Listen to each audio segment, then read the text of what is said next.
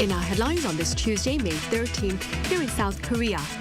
It is day 2 of the official election campaign period, and major presidential contenders continue to reach out to voters beyond the metropolitan region. U.S. President Donald Trump says China will fully open its market to U.S. businesses following recent talks between his officials and their Chinese counterparts. Meanwhile, South Korean conductor Chung Myung-whun becomes the first Asian musical director of the renowned Italian opera house La Scala in Milan. We are now counting down precisely 3 weeks to the June 3rd snap election. And that being said, we start our newscast today with the latest on the campaign trail. The Liberal camp's candidate is in the southeastern part of the country. For details on this, I have our political correspondent Shin Ha-young standing by live. Ha-young, it's good to have you on. So I hear you are currently in Pohang, Ha-young. Yes, Sunny, I'm here on the east coast at Pohang City Hall, Indonesia's traditional powerhouse for steel. And Democratic Party presidential candidate Lee Jae-myung is delivering his speech right now behind me. And as you can see behind me, a large crowd has gathered in front of the stage. And during his speech, he urged people to come together to overcome the hardships that follow the declaration of December 3rd martial law. And he emphasized also national unity regardless of political affiliation. And Lee's visit to Pohang is part of today's campaign through regions known as traditional conservative strongholds, including Gyeongsang-buk-do province, Daegu, and Ulsan. The DP said Lee's visit to this key industrial area shows how strong his intention is to bring the country together and promote balanced regional growth. Right, balanced regional growth and a message of unity. Ha-young, could you tell us a bit about Lee's agenda earlier this morning? Sure, Sonia. Earlier today, he kicked off his second day of campaigning in Gumi, the birthplace of the former conservative Park Chung-hee, known both for his autocratic rule and having led the country's rapid economic development. And there, he laid out his vision to make Gumi a key engine driving South Korea's economy. And he also acknowledged Park's contributions to the country's industrialization and promised to be a capable leader. And emphasizing national unity, he also said the country's future matters more than political size or ideology. Take a listen. What matters most is people's everyday lives, not left or right, red or blue, or where you're from. It doesn't matter if a policy came from Park Chung-hee or Kim Dae-jun. If it works, we use it. If not, we don't. Ideology isn't as important as the lives of our people and the future of this country. After his morning campaign, he headed to Daegu, where he pointed out that local businesses have been struggling since the December 3rd martial law declaration. And he also emphasized that politics is all about improving people's livelihoods and securing the country's future. And he will wrap up his Tuesday campaign in Ulsan, where he will focus on strategies for industrial growth and supply chain restructuring. And that's all I have for this hour. Back to you, Sunny. All right, Ha-young, thank you for the coverage from the Liberal camp. Up next, we turn to the Conservative camp, whose contender is seeking voter support within his comfort zone, if you will. For more on this, I have my colleague Kim Do-yeon joining me live. Do-yeon, welcome. What's the latest at your end? Sonny, I'm here at Chagarchi Market in Busan, the nation's second largest city. Now, Kim is set to appear on the stage behind me in about half an hour. Kim has been making his campaign tours around this region, well known as conservative stronghold. But for this race, that might not be the case. The party started off the race with a disadvantage, as this election comes with its former president being impeached, and building up to the official campaign period, the candidacy change issue caused internal turmoil between Kim and party leadership. And that could be seen as the reason why Kim has chosen this region, especially starting with Daegu yesterday and continuing to rally in the southeast. Of course, he isn't coming empty-handed. At a rally before here in Busan, he was in the neighboring city of Ulsan, a major industrial city, and promised the locals there a major multicultural complex. The city has requested a large-scale cultural complex, estimated cost around 500 billion won. If I'm elected president, I'll make sure it doesn't take long. I'll allocate a special budget of that amount to Ulsan as soon as I take office. In addition, he mentioned more jobs, improved infrastructure in the region. His trip is not done though. He's staying here overnight and will hit smaller cities in Gyeongsang-namdo province tomorrow as well. Toyon, you mentioned earlier that the conservative camp entered this particular race on the back foot. How is its contender addressing this reality? Sonny, that's right. The elephant in the room remains to be former President Yoon Suk-yeol, who was impeached due to his declaration of martial law. Now, Kim, for the first time, apologized to the public in a media interview last night. Earlier today morning, he also addressed the calls for expelling President Yoon from the party. Take a listen. Whether the president leaves the party or not is up to him. It's not right for a party to tell the president to leave or stay. There are also voices in and around the party calling for an official public apology by the campaign about the martial law declaration. While that hasn't been decided, both matters pose a complex situation, as Kim has to keep party loyalists happy but needs to expand his supporter base among the undecided voters. That's all for now. Back to you, Sunny. All right, Toyon, thank you for that coverage from the conservative camp. Staying on the campaign trail, Reform Party candidate Lee Jae-myung was at the conservative stronghold of Daegu. Starting with a rally in the city's commercial center, he then sat down for lunch with students at a university cafeteria before heading for talks with medical professionals. The 40-year-old candidate declared himself the future of Daegu, emphasizing his youth and intentions to interact directly with all those involved. He also found fault with the Conservative Party presidential hopeful for failing to oust the impeached former president from the party. Similarly, he accused the Liberal Party candidate of abusing legislative power to attack the former administration while inciting political division. Acting President Lee Jae-myung has urged government officials to maintain political neutrality as presidential hopefuls engage in campaigns ahead of the June 3rd election. At a cabinet meeting on this Tuesday, he also called for efforts to ensure election transparency and public safety, adding that this is the government's final priority. He further touched upon the presence of economic challenges, especially for small business owners and the self-employed, while underscoring the need for prompt execution of the recently passed supplementary budget to support them, as well as victims of the recent wildfires.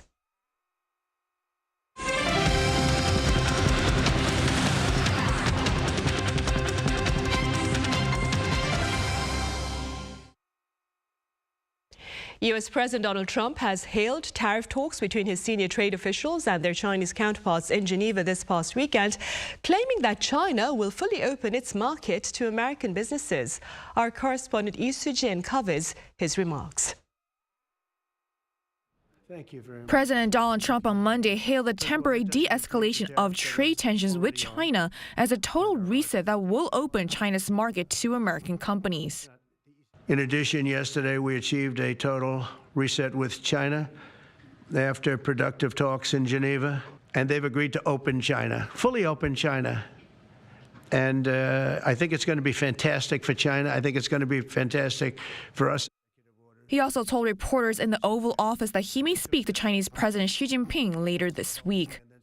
The U.S. and China reached a trade agreement that slashes U.S. tariffs on Chinese goods to 30% from 145% and lowers Chinese tariffs on U.S. imports to 10% from 125%, a decision that cuts tariffs from both nations by 115 percentage points. But sector-specific tariffs on automobiles, aluminum, and steel are still in place, and China will be subject to tariffs on pharmaceuticals that Trump previously said would arrive shortly. The agreement followed 2 days of discussions held in Switzerland between senior-level officials from both nations. Neither side wants a decoupling. We do want trade. We want more balanced trade, and I think that both sides are committed to achieving that. The two sides held in-depth exchanges on trade and economic issues of their respective concern. The atmosphere of the meeting was candid, in-depth, and constructive. The deal, which will be in place by May 14, will be effective for 90 days and sets up a framework for further talks between the two countries. U.S. stocks responded positively to the news, with the Dow Jones surging to close at 2.81%. The S&P 500 closed nearly 3.3% up, while the tech-heavy Nasdaq closed 4.35% compared to the previous trading day. This comes as investors reacted favorably to the unexpected progress in talks between the U.S. and China, sparking a rally in major tech stocks such as Nvidia, Amazon, and Meta. Companies like Best Buy and Dell Technologies, which rely heavily on Chinese manufacturing, also saw strong gains. 이수진, Arirang News. Meanwhile, the U.S. leader may join a much-anticipated possible meeting between the leaders of Ukraine and Russia in Turkey later this week. Our Park Gonu has details. Thank you very much. As Russia and Ukraine gear up for their upcoming ceasefire negotiations in Istanbul later this week, U.S. President Donald Trump said he might travel to Turkey as well. Speaking to reporters at the White House on Monday, Trump raised the prospects of taking part in the talks in the hope of putting an end to the killing on the battlefields. I was thinking about flying over. I don't know where I'm going to be on Thursday. I've got so many meetings. But I was thinking about actually flying over there. There's a possibility of it, I guess, if I think things can happen. But we got to get it done. We got to save 5,000 lives a week. 5,000 lives is really more than that. It's worse than that. President Trump will be visiting Saudi Arabia, the United Arab Emirates, and Qatar this week. Amid prospects of Trump taking part in the talks in Istanbul, Ukrainian President Volodymyr Zelensky said Monday that he wanted the U.S. president to join the peace talks. In a post on X, Zelensky said that everyone in Ukraine wants President Trump to take part in the peace talks in Turkey, calling it a good idea. However, the Kremlin remains silent about whether Russian President Vladimir Putin will take part in the talks this week. Park Gonu, Arirang News. And over in the Middle East, just 1 day ahead of the U.S. leader's diplomatic tour to the region, Hamas set free its last surviving American hostage. Our Choi Ji-hee has the latest. On Monday local time, Eden Alexander, a 21-year-old Israeli-American from New Jersey, was released by Hamas. He had been captured during the October 7, 2023 attacks while serving in the Israeli military. The announcement of the decision was made on Sunday night by Hamas after holding days of talks with the United States. Israel had been bypassed during the negotiations. Alexander's release is the first since the resumed military operations by Israel, ending a previous ceasefire. The handover occurred in Khan Yunis, southern Gaza, where Alexander was transferred to the Red Cross before being handed over. Arriving at an Israeli military base, he reunited with his family.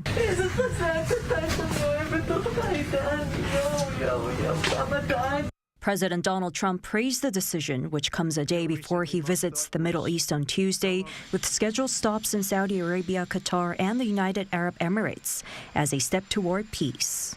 Israeli Prime Minister Benjamin Netanyahu called the occasion a very emotional moment and credited the release to Israel's military pressure and political influence from the U.S.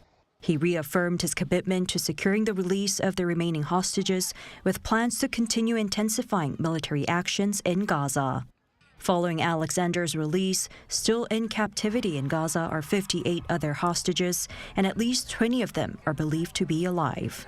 Alexander was the last U.S. citizen held by Hamas, thought to be still alive. Choi Ji-hee, Arirang News. At the Vatican, in his first global press conference, Pope Leo XIV called on members of the media to promote peace through words, asserting that disarming words will help disarm the world. Our Park Hyo-bin covers his remarks. Amid thunderous applause, Pope Leo XIV, the 267th pontiff, made his entrance. Buongiorno. Good morning. He started his first press conference at the Vatican on Monday with a light-hearted joke. They say when they clap at the beginning, it doesn't matter much. If you're still awake at the end and you still want to applaud, thank you very much. In his address to more than 1,000 journalists from around the world, the Pope emphasized the way the media communicates is key to promoting peace. Dobbiamo dire no alla guerra delle parole, delle immagini. Dobbiamo respingere il paradigma della guerra. He warned against using language that fuels hatred and emphasized the need to amplify the voices of those who cannot speak for themselves. Disarmiamo le parole e contribuiremo a disarmare la terra. He also called for the release of imprisoned journalists, underscoring the importance of press freedom. Pope Leo addressed the rise of artificial intelligence, urging its responsible and ethical use for the benefit of all humanity. Penso in particolare all'intelligenza artificiale col suo potenziale immenso, che richiede però responsabilità e discernimento per orientare gli strumenti al bene di tutti, così che possano produrre benefici per l'umanità. After speaking for about 10 minutes, Pope Leo stepped down from the podium to personally greet and engage with journalists. Following his call for an end to the wars in Ukraine and Gaza last Sunday, Pope Leo has made peace a central theme of the start of his papacy. Park Hyo-bin, Arirang News. Staying in Europe, Korean conductor Chung Myung-whun will take the podium of the renowned Italian opera house La Scala next year to become its first Asian musical director in history. Our Pyeon Jae-young covers this upcoming event. On Monday, Italy's world-renowned opera house, Teatro alla Scala, announced on its official website the appointment of a new music director. According to reports, 72-year-old Korean conductor Chung Myung-whun was unanimously chosen for the role by the Opera House's board of directors in a meeting on the same day. Inaugurated in 1778, this is the first time in La Scala's 247-year history that an Asian person will hold the position. Chung will also be just the second non-Italian to take up the role. This isn't just about being appointed as a music director of an opera house. First and foremost, it marks a personal milestone for the 72-year-old Chung Myung-whun, the peak of his career. Secondly, as the first Asian music director of La Scala, it elevates the global status of Asian, and especially Korean, classical music. It's something that can inspire and give hope to the next generation of Korean conductors. Chung's musical journey began as a pianist, but he stepped onto the conductor's podium in 1978 when he was named associate conductor of the Los Angeles Philharmonic. In the 1980s, he entered the European scene, serving as music director of Germany's Saarbrücken Radio Symphony Orchestra and later of the Paris Opera. Chung's ties to La Scala run deep. Since 1989, Chung has led 9 opera productions across 84 performances and conducted 141 concerts at La Scala, which is more than any other conductor who did not hold the title of music director. According to AP News, the Opera House praised his close and productive relationship with its orchestra, choir, and philharmonic, stating that no other non-director has contributed more to enhancing La Scala's global reputation. Chung will succeed Ricardo Schai, with his official term beginning late next year and running through early 2030. Pyeon Jae-young, Arirang News. Back on the local front in the city of Ulsan, imagine a local library where for children that is, where robots help with book borrowing and where AI assists with book reading. Our Lee Jae-myung has more. As children start their search for a book they want to read, a robot sets out to guide them. This library robot named Romy not only helps the young visitors navigate through the library, but also helps with the returning and lending of books. It was a lot of fun. I want to come again with my mother. This is a children's and young adults library at the Chungha Innovation Center in Ulsan, the first of such an experience-based digital media library. There are a total of some 42,000 books at this library, made up of donations from both the public and private sectors, with 26,000 books given by the Undang Nanum Foundation. During the building of the Chungha Innovation Center, we felt the need for a program with good content. That led to the creation of the Undang Nanum Foundation, and its first project was a donation project for this library. Storybooks are read to children using AI. And beyond just reading books, there are various interactive programs and lectures available. While the library is open to all children and young adults, borrowing books and signing up for some of the programs are exclusively for Ulsan residents. Ulsan City plans to further expand its various learning programs and experiences. It is the first library in Ulsan exclusively for children and young adults, a new pride. This library will serve as a foothold for reading culture for the children and young adults in Ulsan. The Chungha Innovation Center will continue to develop as a complex cultural space. Iunjin, Arirang News. And for those of you interested, scenic tours of the trails in South Korea's northernmost border regions are open again. Our Cha Yoon-kyung reports. Horogoru Embankment in Yeoncheon was a strategic location during the Three Kingdoms period. One course on the trail here connects the embankment to an infiltration point where a North Korean guerrilla force came to the south to blow up the Blue House, where the presidential office was located in 1968. Gyeonggi-do Province opened sections of the DMZ Peace Trail last week in Yeoncheon, Gimpo, Goyang, and Paju. I am a bit nervous since the area is close to North Korea, but it has beautiful scenery and lots to see, making it quite meaningful for me to walk here. The trail courses provide places to visit, pointing to their history and natural resources. The North Korean border town of Kaesong can be seen from Dora Observatory in Paju. Also, the Han River estuary and the North Korean town can be viewed from Gimpo. Visitors can experience undisturbed nature at Changhang Wetlands in Goyang.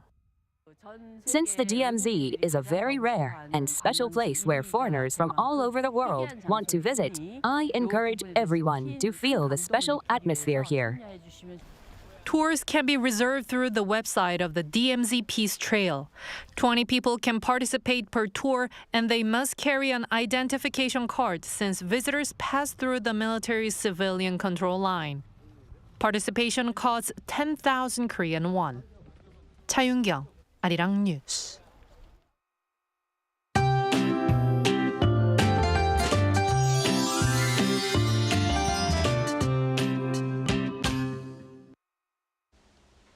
It certainly felt like summer made an early arrival today. The air conditioner was much appreciated when out in public places, and it was hard to walk around without sun protective items. Temperatures in the capital will go up even higher tomorrow, hovering way above the season norms, feeling more like typical June.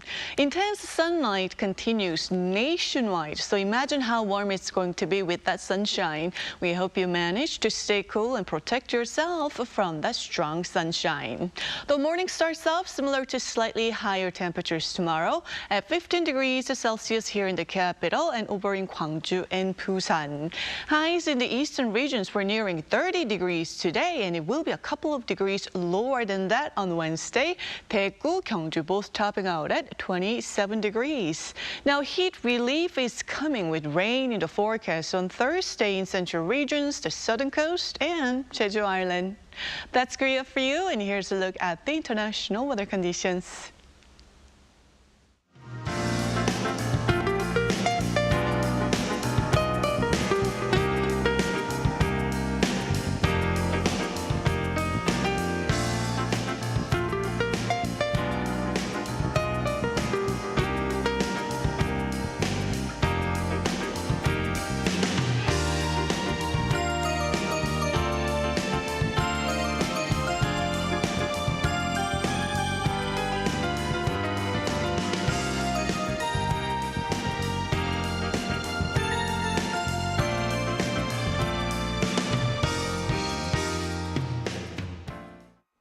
Those are the headlines at this hour here in South Korea. Our panel session is coming up right after this break, so do stay with us. Thank you for now.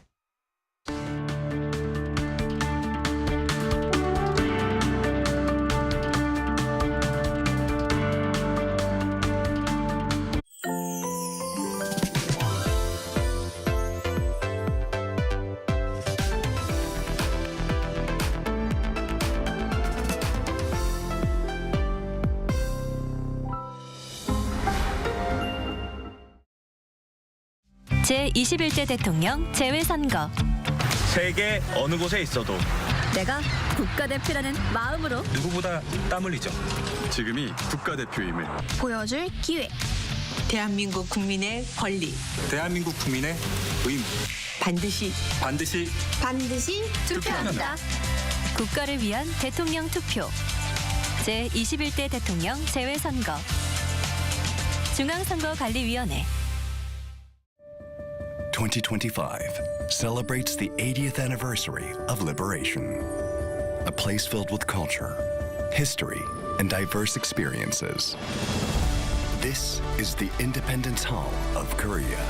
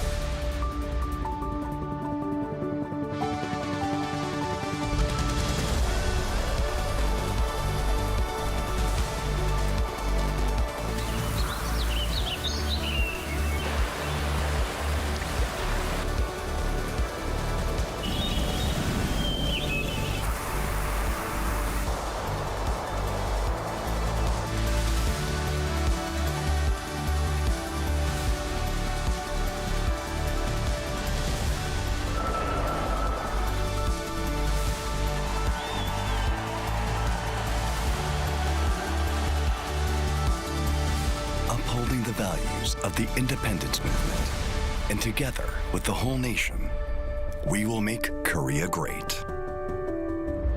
The Independence Hall of Korea. 바래버린 하얀 소나타를 매일 습관처럼 되뇌이며 살고 싶어. 가자.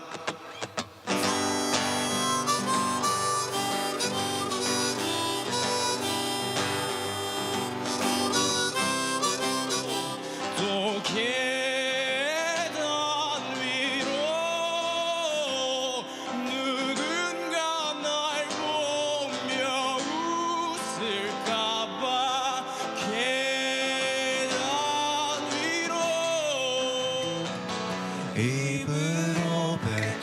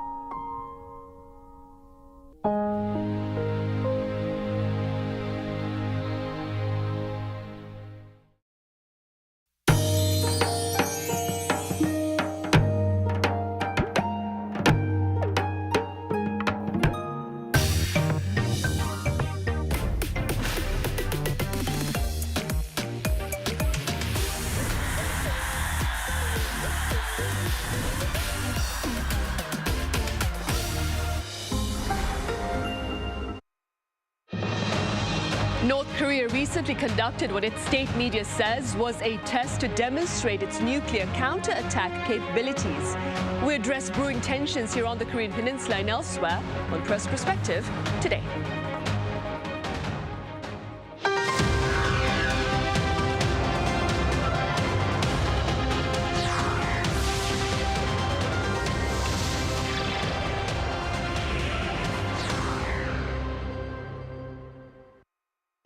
Hello and welcome to Press Perspective for this Tuesday, May 13th here in Seoul. I'm Min San-hee.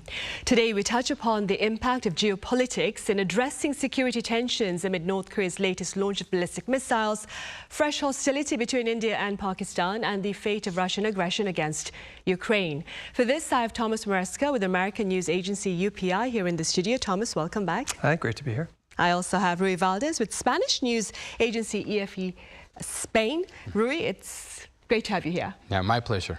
Right, Thomas, we will start with you. Let's begin with tensions here on the Korean Peninsula before touching upon those beyond borders. You covered North Korea's most recent show of military muscle, if you will. What have you been hearing about the possible purpose behind this latest provocation? Right, so last Thursday, North Korea fired bunch of short-range ballistic missiles, also some 600-millimeter rocket launcher system. You know, their official report about it came out the next day, and they basically said it was, you know, a test of their nuclear counterstrike capability. And, you know, use some of the similar language they do about why they need to, you know, respond to the nuclear threat from the U.S. and its allies, and basically blaming, you know, the United States and South Korea for raising tensions on the peninsula. So, you know, they were saying that this is a demonstration of their ability to strike back at, you know, on demand. And, you know, so that in itself is kind of standard issue sort of weapons test rhetoric. But when the South Korean military on Thursday announced that they had detected this launch, you know, later in a press briefing, the Joint Chiefs of Staff spokesperson said that, you know, they speculated this could be a test of weapons system meant for export to Russia, which, you know, that has also happened in the past where they've speculated that's why North Korea was doing that test. And so that kind of puts it in a different context. I mean, of course, the threats on the peninsula are one thing, but this idea that North Korea is, we know that they are supplying weapons to Russia for its war against Ukraine. I mean, both sides deny it, but there's, you know, a lot of evidence from Seoul and Washington, and great numbers. I mean, there was a recent report from Reuters and this open source center group that something like North Korea has already shipped nearly 6 million artillery rounds, and this is a large percentage of what Russia is using in the war. So it's kind of keeping Russia in the war, or, you know, giving Russia an advantage that it wouldn't otherwise have. You know, we know they've also supplied rocket launch systems and, you know, missiles there as well. So, you know, this is pretty much, you know, the larger picture for what North Korea is up to. And, you know, this plays a lot into, as we'll discuss later, some of the other geopolitical situations going on, because they, you know, it really does seem like North Korea's involvement in Russia's, you know, aggression towards Ukraine is having a significant impact. And we know they've also sent, the South Korean spy agency recently said they've sent up to 15,000 troops there. I mean, they've suffered a lot of casualties. And, you know, in exchange for that, North Korea is getting advanced technical and scientific help for some of its weapons systems. North Korea recently unveiled a new naval vessel, a 5,000-ton frigate with a variety of weapon systems that a lot of analysts have speculated, you know, came directly from Russia. So we're seeing some, response from Russia that is assisting North Korea in their military ambitions as well. So, you know, it's playing out on the peninsula, but has this larger geopolitical context. Right, and despite these blatant displays of defiance by North Korea, Rui, Russia and China during a summit last week in Moscow, after a summit in Moscow last week, called on the international community to ease sanctions and pressure on North Korea. Could you tell us a bit more about these particular remarks and their relevance? Yeah, indeed. Russia and China seem to be doubling down on supporting Pyongyang again. This is not like a major change of their stance, but still the fact that we know now that they will continue to put this diplomatic umbrella over Pyongyang is relevant in the context of rising tensions in the Korean Peninsula and the Ukraine war. What happened in this summit between Putin and Xi Jinping, they released a joint statement where they asked an end to unilateral coercive measures and military pressure on North Korea. And also the halt to the militarization of Northeast Asia and any actions that risk confrontations. And they expressed that dialogue is the only solution based on mutual respect and balanced national interest. This means that they will keep this stance, as I mentioned, and they will undermine U.S. pressure that, together with South Korea and Japan, have been applying through trilateral cooperation and extended deterrence. In conclusion, what we can say is that this statement or this expression of these two countries, of China and Russia, gives Pyongyang a little bit of relief in terms of, especially in terms of China's position. But there's just two little details that are important to mention. That first of all, well, Kim Jong-un was not in this celebration of the Victory Day, as was expected, but also the military troops of North Korea did not participate in the parade.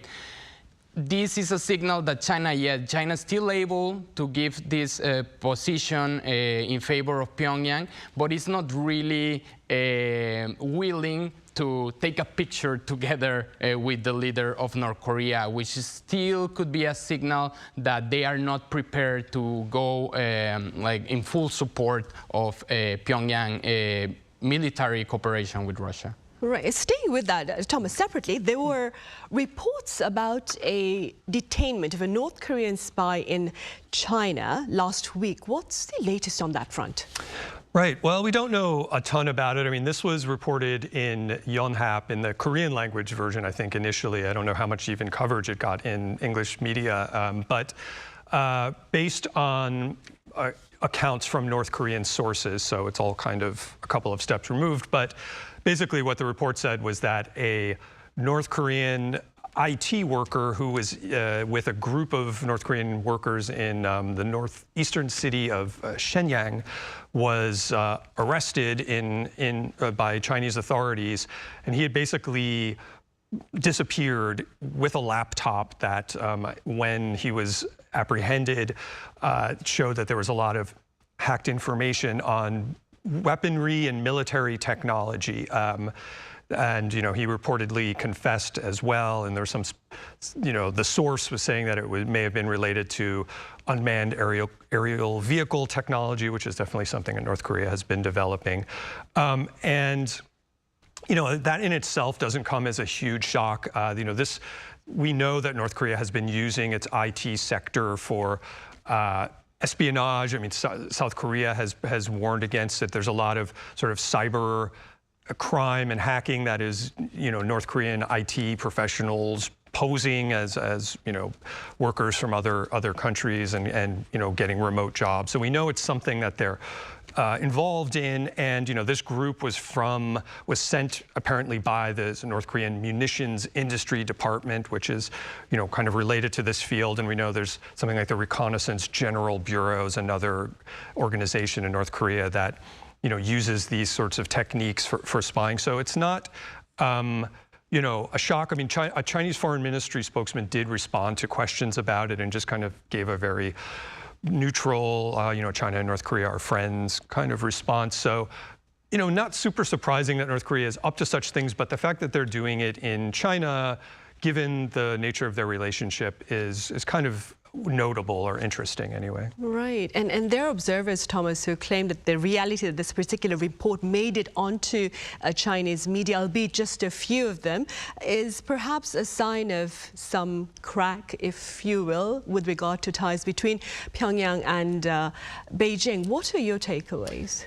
Yeah, it's possible. You know, I mean, I think the idea is that anything that's reported in Chinese media has at least some official imprimatur behind it, although I think some reports were taken away, but a couple are actually still out there that, give basically, sounds like they're using the Yonhap source as their, source for their reporting. But it would also fit into this picture, which Rui also kind of touched upon, where this sense of the China-North Korea relationship has gotten more complicated. It's always been a little bit complicated, but for a while, Beijing was really Pyongyang's, #1 lifeline for everything, more or less. And, that gave it a certain amount of control over Pyongyang. There's North Korea has also at times tried to go its own way, or, there's been some tension in that relationship. But now with North Korea's closer ties with Moscow, that adds another wrinkle to it. North Korea is not as, solely dependent clearly on Beijing, and, puts Beijing in a little bit of a tricky situation where obviously, Xi Jinping was with Putin at their Victory Day celebration, but Beijing has never come out explicitly in the same way that North Korea has in terms of supporting Moscow's, war against Ukraine. And, Beijing is trying to be more of a global citizen to some extent, whereas Russia and North Korea have, less to lose in a sense. So their relationship is getting closer. So I think, with China, it's a sense of, North Korea plays a certain strategic part for them that they want to keep in place. They want this sort of stability. They want this buffer between, the South Korea and the U.S. allies. I don't think they want North Korea to do anything drastic with another nuclear test, but now Russia and North Korea give it a bit more of a wild card feeling. So I think China has to sort of sort out how they're recalibrating this relationship. And yeah, so something like showing a little bit of an overt crack in the relationship could be, you could interpret it as a signal of, seeing where this relationship is a little bit wobblier maybe than it has been. Right. And staying with Thomas's remarks with regard to China seeking to navigate its ties with its allies, Russia and North Korea, the BBC, Rui, while covering the summit between Chinese President Xi Jinping and his Russian counterpart Vladimir Putin, claimed that the Chinese leader, and I'm quoting, wants to be close but not too close to Putin. Circling back to your comments earlier, what is your takeaway from this comment? Right. Xi and Putin are smiling for the cameras, but it seems that China is treading carefully, even courting Europe and Latin America, positioning himself or showing itself, China, as a reliable and stable partner. This is related to what Thomas just said, that China's position in the world has changed drastically now. They are like a global citizen, if we can call them like that. And so what does this mean? Russia and China have advantages to preserve this alliance, especially in terms of strategic alignment, energy deals, and military optics. But at the same time, China cannot go all the way in support. And in fact, for example, it hasn't shown or mentioned that they are fully in favor on the invasion of Ukraine. It has always mentioned that they want to stop the recent crisis, but without showing a full side with Russia. So what this means is that China is playing this double game. What this BBC article is saying is playing this double game of, okay, we're going to keep this partnership as before with these elements that I mentioned, but I cannot fully support you because I also want to court other regions that before wouldn't pay attention to me, but now China is seeing this opportunity when the U.S. is having a government that is very unpredictable, quite unstable, and is saying, well, maybe this is my chance to raise my hand and say to Europe and to Latin America. Even today, Xi Jinping commented directly to those countries, inviting them to stop, to abandon the old ways, the old partnerships, and look to China as the new opportunity for development, which is quite interesting. Right. Beyond this particular region then, Thomas, tensions between India and Pakistan have been tamed. Now, this is according to US President Donald Trump following a frightening exchange of fire between the two countries earlier on. Could you tell us about the prospects ahead with regard to India and Pakistan? Yes. Right now, it seems that, ceasefire has held, but I think there's a sense that, this is not a done deal by any means. There's still a great deal of tension in that region, and tension over specifically this Kashmir, which is where this latest entire sequence started off. This is disputed.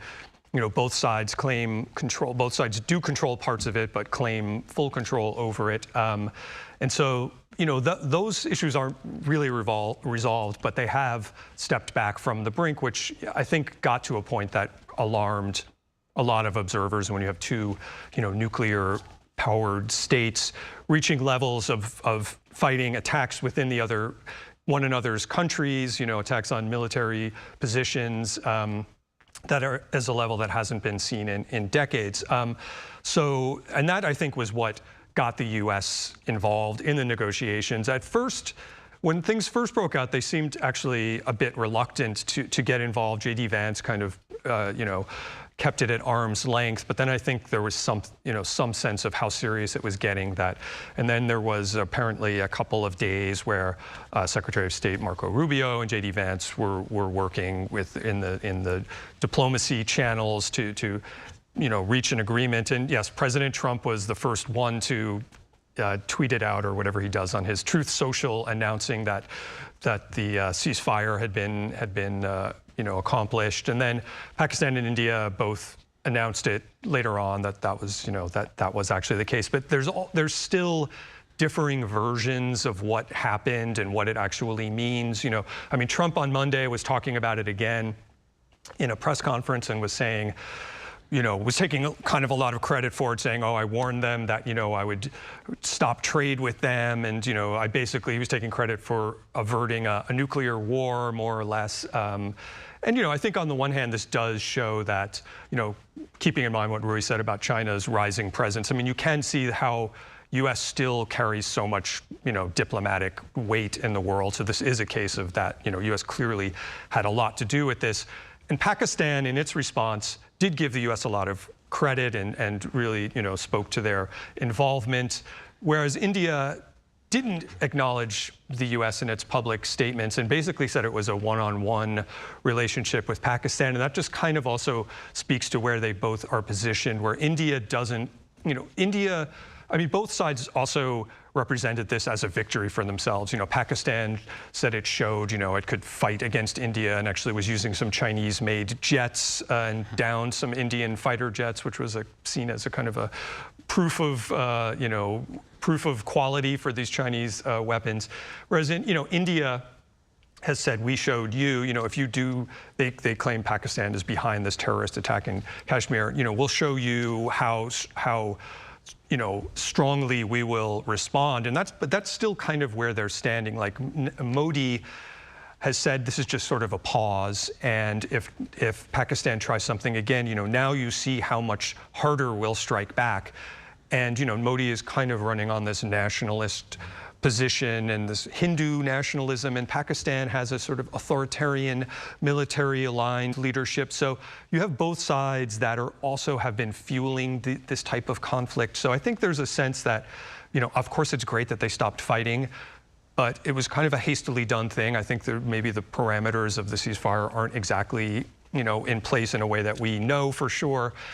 And there's this question of, maybe now they've actually raised the floor of what this will look like. And the next time there's an incident, they've already gone to another level. So maybe that's going to be the new type of response. So I think, I think for observers, yes, everyone is happy that they're not on the brink of war. But I don't think there's this feeling that everything is peachy now either. Right, quite a number of pundits are calling it a delicate ceasefire for now. Yeah.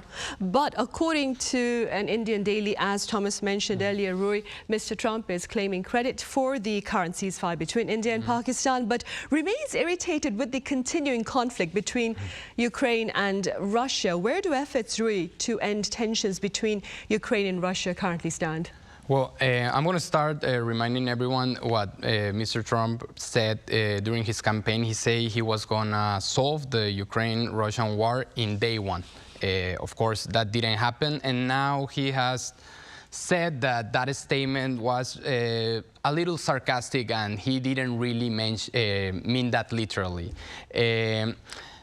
There is some hope, though, right now of a ceasefire between Russia and Ukraine.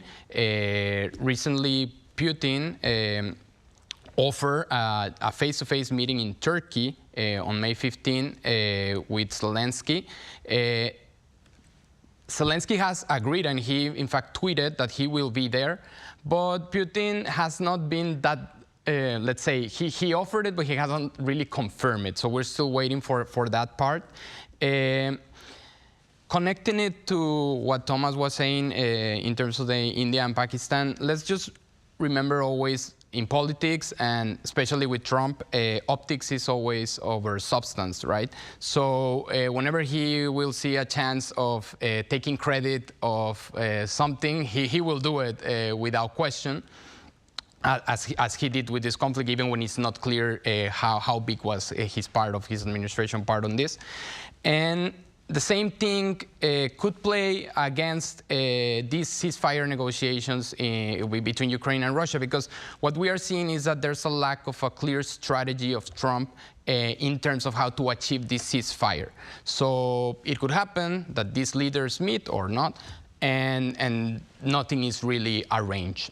So we will have to wait for that. And basically what we would need from the U.S. in order to get a ceasefire, or what the pundit thinks, is a clear, coherent strategy to actually get important deals made. You're right. So this potential meeting is expected to take place in Turkey on Thursday, as Rui mentioned. And there is talk about Mr. Trump on a visit, embarking on a visit to the Middle East on Tuesday, that he might actually attend these talks on Thursday. What are your prospects? Right, so he did tease that out, saying he might drop in. I would say I would be surprised to see Putin and Zelensky sitting down together, and I think a lot of observers feel the same way. It seems a little bit like they're pushing the ball back into one another's court. I mean, this came about initially. Putin's offer to have this meeting was sort of in response to the EU calling for a 30-day ceasefire, and which the U.S. initially seemed to be backing. And then, EU leaders met with Zelensky and basically gave an ultimatum saying that, we need to have a 30-day ceasefire that was supposed to start on Monday, or else we're going to impose this whole new raft of sanctions on you. And Putin more or less rejected that, but said, we can have this meeting, and sort of implied maybe when we sit down, we can talk about ceasefire or something, but clearly, was not acknowledging that as a precondition. And I think also Moscow tends to push back at the sense of there being any kind of ultimatum. And so, Trump's response to that was to say immediately, Zelensky, you should go do it. And that also seemed to undercut his earlier support for the ceasefire demand from the EU. So it's kind of Trump again being unpredictable and cutting a different way. And so now there's, so Monday's already passed, and apparently there's still fighting going on. So that ceasefire has not been honored. And it does seem like EU's threats, again, things feel a little bit toothless or without consequence. But Zelensky said, yes, I'll show up. And when Putin initially made the offer, he wasn't saying, I'm going to necessarily go. He was just saying, there should be a meeting. Whereas Zelensky said, I'll be there. Almost regardless of whether or not Mr. Putin is there. Right, but also saying, I expect you to come Putin, so it's kind of pushing it back to him. And I think, Zelensky is walking this line where he can't be seen as the one that's trying to impede any, progress. So it's a difficult situation for him, but I don't think there's really anything on the table that's different than there was before at this point. Right. I suppose we'll know later this week on Thursday whether they do meet in Turkey or not. All right, Thomas, I'm afraid that's all the time we have. Thank you so much for your time and your thoughts. Thank you. And Ruth, thank you very much for your insights. Thank you, Songi. Right, on that note, we end Tuesday's edition of Press Perspective. We return same time tomorrow with a panel session on K Entertainment. Do join us then. Thank you for now.